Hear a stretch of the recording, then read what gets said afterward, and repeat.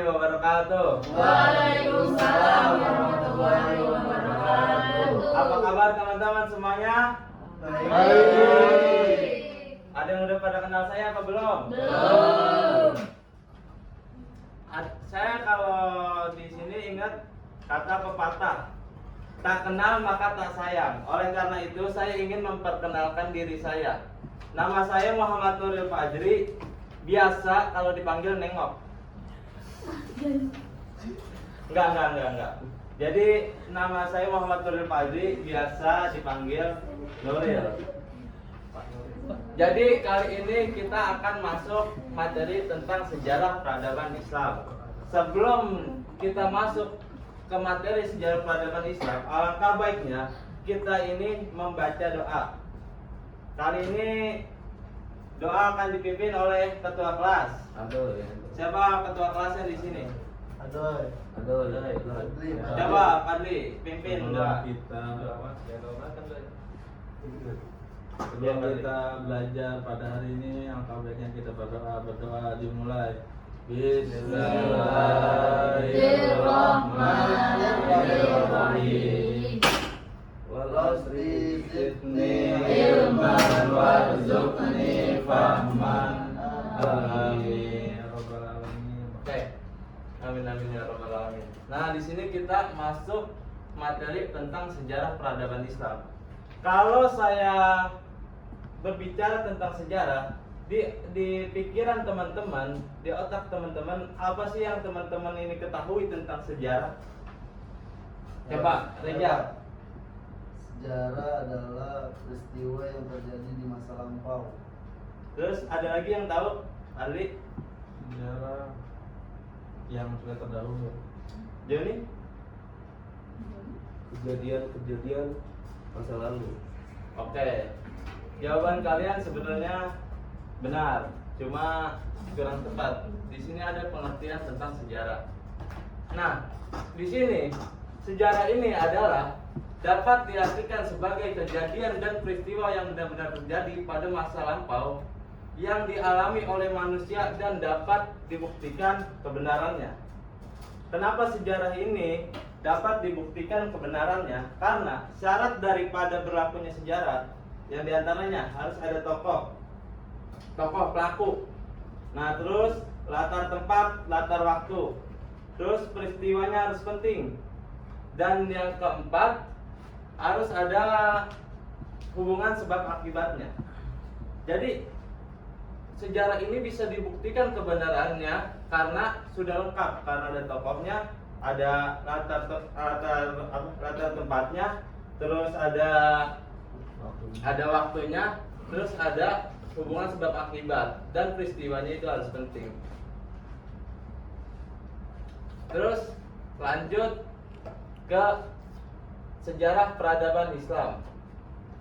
Sejarah peradaban Islam adalah kajian mengenai peristiwa-peristiwa yang dialami umat Islam sejak lahirnya agama Islam hingga saat ini. Peristiwa-peristiwa tersebut dikaji secara keseluruhan yang meliputi berbagai aspek seperti aspek agama, budaya, ilmu pengetahuan, sosial, ekonomi, dan politik. Jadi, sejarah peradaban Islam ini terjadi sejak lahirnya Islam sampai saat ini, yaitu mencakup beberapa aspek yang diantaranya ini nih: budaya, ilmu pengetahuan, sosial, ekonomi, dan politik. Nah, di sini ada periode sejarah peradaban Islam, yang dimana sejarah peradaban Islam ini terjadi pertama kali di periode klasik.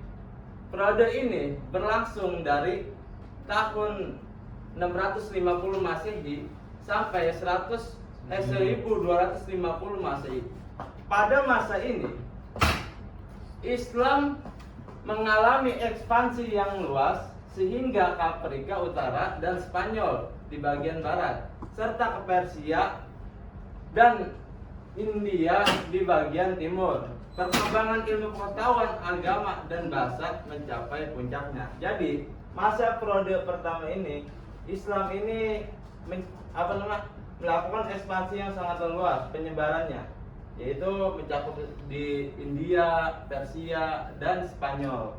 Nah, di situ di negara-negara itu Islam ini mengembangkan sebuah ilmu pengetahuan, sehingga di periode klasik ini Islam ini menjadi Islam ini di periode kemasannya. Dan yang kedua ada periode pertengahan. Periode ini berlangsung dari tahun 1250 Masehi sampai dengan 1800 Masehi. Dan yang ketiga, periode modern. Periode ini berlangsung dari tahun 1800 Masehi hingga sekarang. Jadi, kali ini kita akan membahas tentang peradaban Islam di Indonesia. Jadi, periode modern. Nah, peradaban Islam di Indonesia, Islam telah lahir menjadi bagian integral dari sejarah dan peradaban Indonesia sejak kedatangannya pertama kali pada abad ke-13. Peradaban Islam di Indonesia ini berkembang melalui proses yang unik dengan pengaruh besar dan bidang kebudayaan, politik, ekonomi, dan pendidikan. Nah, di sini jadi masuknya Islam ke Indonesia ini melakukan beberapa metode yang dimana di zaman dahulu orang-orang periode terdahulu itu melakukan penyebaran Islam dengan cara kayak perang Badar segala macam. Tapi masuknya Islam ke Indonesia ini tidak melalui jalur tersebut, melainkan dia melalui alkulturasi budaya, sehingga Islam ini bisa diterima di Indonesia dengan baik.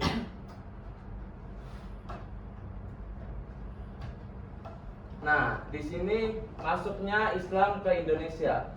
Pada masuknya Islam ke Indonesia pada abad ke-13, Islam pertama kali masuk ke Indonesia melalui jalur perdagangan, khususnya oleh para pedagang dari Gujarat atau India, Persia, dan Arab. Dan juga kota Aceh menjadi wilayah pertama yang dipengaruhi oleh Islam melalui kedatangan pedagang dan ulama dari luar negeri. Karena saat itu kota Aceh meliputi pesisir-pesisir laut, yang dimana pesisir-pesisir itu tempat berlabuhnya kapal-kapal para pedagang. Dan yang ketiga, penyebaran Islam secara damai. Islam tidak hanya dibawa oleh pedagang, tetapi juga oleh para ulama yang melakukan dakwah melalui pendekatan budaya, pendidikan, dan sosial. Jadi Islam ini, para pedagang ini fokus ke Indonesia atau ke Asia Tenggara ini, masuk ke Asia Tenggara, tidak hanya fokus untuk berdagang, melainkan dia punya tujuan tertentu, yaitu menyiarkan agama Islam di Asia Tenggara ini.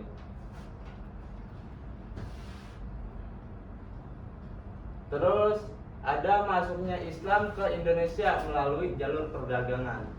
Ya, jadi jalur perdagangan ini sangatlah penting di sejarah peradaban Islam di Indonesia.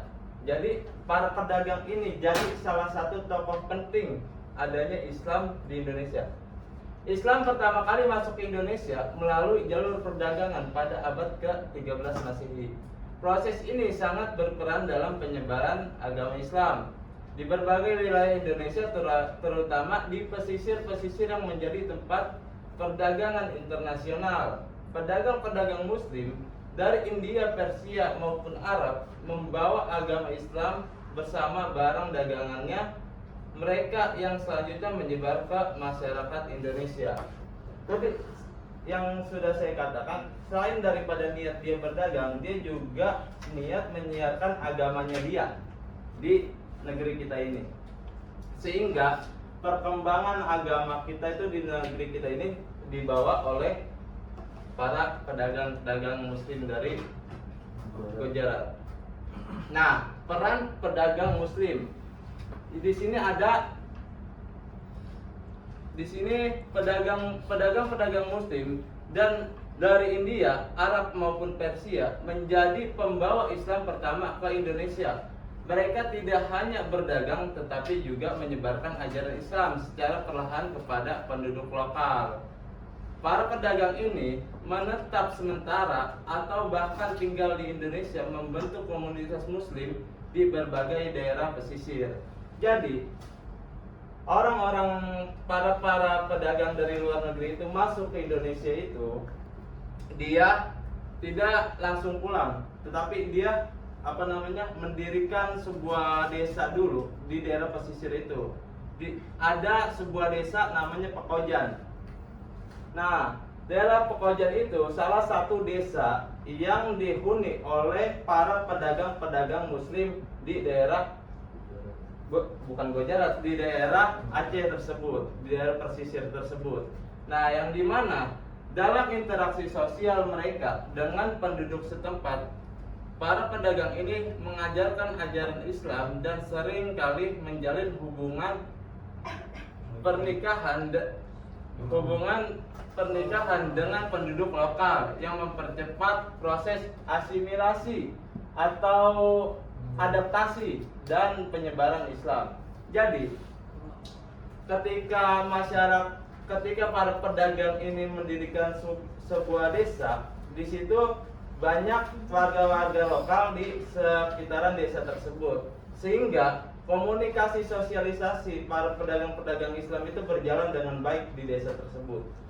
Nah, kemudian sampai dengan ada para pedagang-pedagang ini menikah dengan warga-warga lokal, dan dari itu tersebut bisalah komunikasi Islam di Indonesia ini bagus dan penyebarannya itu cepat.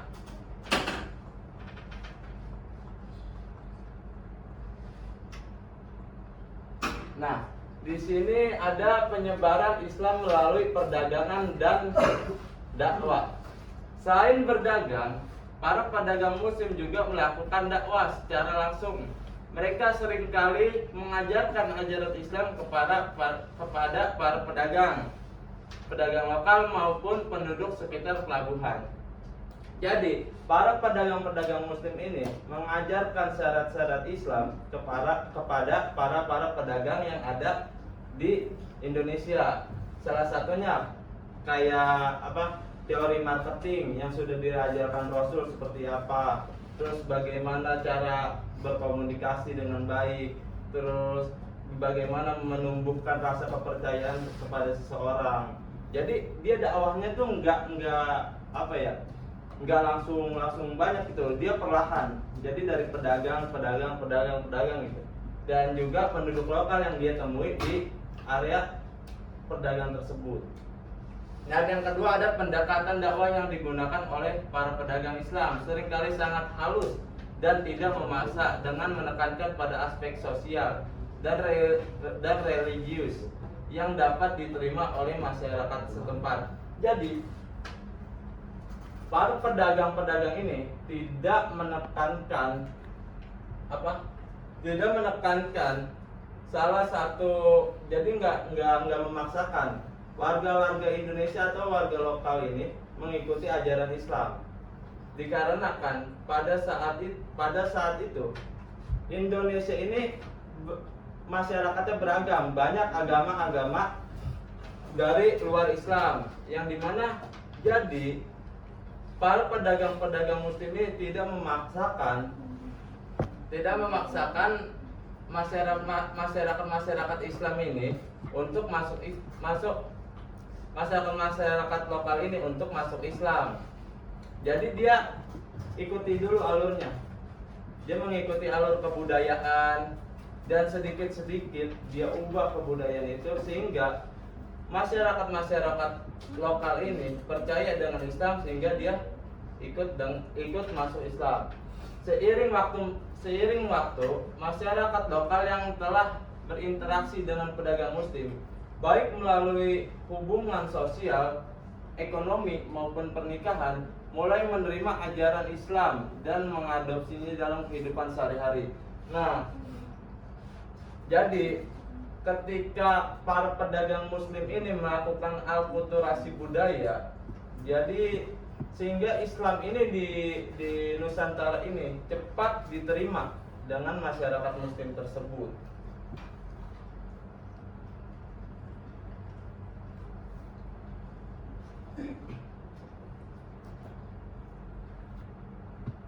Dan di sini saya ada video yang menjelaskan tentang sejarah masuknya Islam di Indonesia. Silakan teman-teman disimak. Halo guys, jumpa lagi di Histori Indonesia. Pada video sebelumnya kita sudah membahas mengenai sejarah munculnya agama Islam. Bagi yang belum menonton, silakan cek link yang ada di kanan.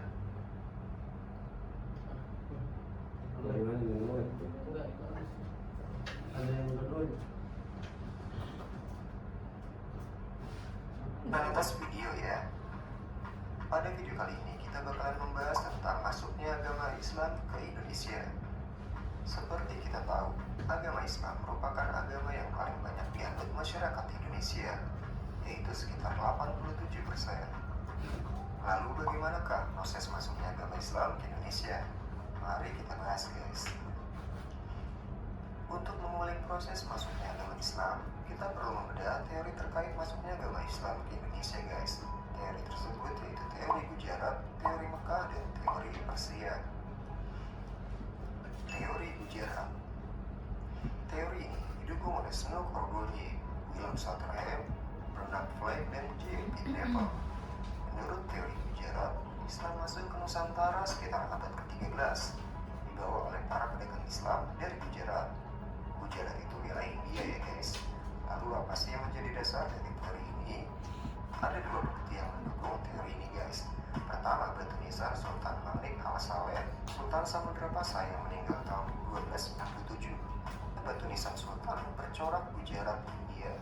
Hal ini diyakini oleh para sejarawan sebagai bukti kuat bahwa pengaruh Gujarat telah ada di Aceh. Bukti kedua yaitu tulisan Marco Polo, seorang pedagang dari Venesia, Italia yang menyatakan pernah singgah di Perlak pada tahun 1262 dan mendapati banyak penduduknya beragama Islam. Marco Polo juga menyebutkan peran dari pedagang-pedagang India yang aktif dalam penyebaran agama Islam. Teori Mekah. Teori ini didukung oleh Buya Hamka dan J. Stefan Le. Menurut teori Mekah, pengaruh Islam telah masuk ke Nusantara sekitar abad ke-7, dibawa langsung oleh para pedagang Arab. Dasar teori ini adalah adanya pemukiman Islam tahun 674 di Baros, pantai sebelah barat Sumatera. Para pedagang Arab tersebut juga melakukan pernikahan dengan penduduk lokal sehingga agama Islam semakin menyebar di Nusantara.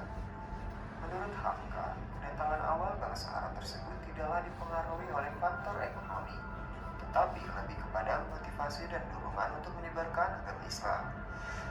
Menyangga teori Gujarat, menurut teori Mekah, Sultan-Sultan Pasai menggunakan gelar Al-Malik, gelar yang lazim dipakai di Mesir saat itu. Selain itu, teori ini meyakini Islam yang berkembang di Samudra Pasai menganut mazhab Syafi'i, mazhab besar di Mesir dan Mekah pada masa itu. Sedangkan daerah Gujarat menganut mazhab Hanafi. Kalau kalian belum tahu apa itu mazhab, mazhab dalam Islam yaitu pandangan tentang hukum yang berlaku. Misalnya tata cara sholat, hukum memakai cadar, dan lain-lainnya. Dalam Islam ada 4 mazhab utama, yaitu mazhab Hanafi, Maliki, Syafi'i, dan Hambali. Teori Persia. Menurut teori yang didukung oleh Hussein Jaidiningrat dan Umar Amir Hussein ini, Islam di Indonesia dibawa masuk oleh orang-orang Persia sekitar abad ke-13. Kalangan ahli sejarah sering menyebutkan Kepulauan Nusantara sebagai bagian dari wilayah operasi dakwah dan wilayah dagang kerajaan Persia di masa lalu. Bukti pendukung teori ini adalah adanya upacara tabut atau tabui. Upacara tabut diperingati setiap tanggal 10 Muharram di Bengkulu dan Sumatera Barat untuk wafatnya Hasan bin Ali dan Husain bin Ali, cucu Nabi Muhammad. Perayaan ini disebut juga dengan perayaan Asyura. Perayaan Asyura ini juga merupakan ritual tahunan di Persia. Tradisi dan lambang-lambang yang ditampilkan dalam upacara tabut memiliki kesamaan dengan tradisi di Persia. Selain itu, kesamaan tradisi Persia juga dapat kita lihat pada perayaan Maulid Nabi atau Maulid Lomboa di Cikoang, Takalar, Sulawesi Selatan. Oke guys, demikianlah pembahasan mengenai masuknya agama Islam ke Indonesia. Semoga bermanfaat dan menambah wawasanmu ya. Jangan lupa untuk meninggalkan jejak di kolom komentar jika kamu punya pendapat lain. Akhir kata, salam Just Merah.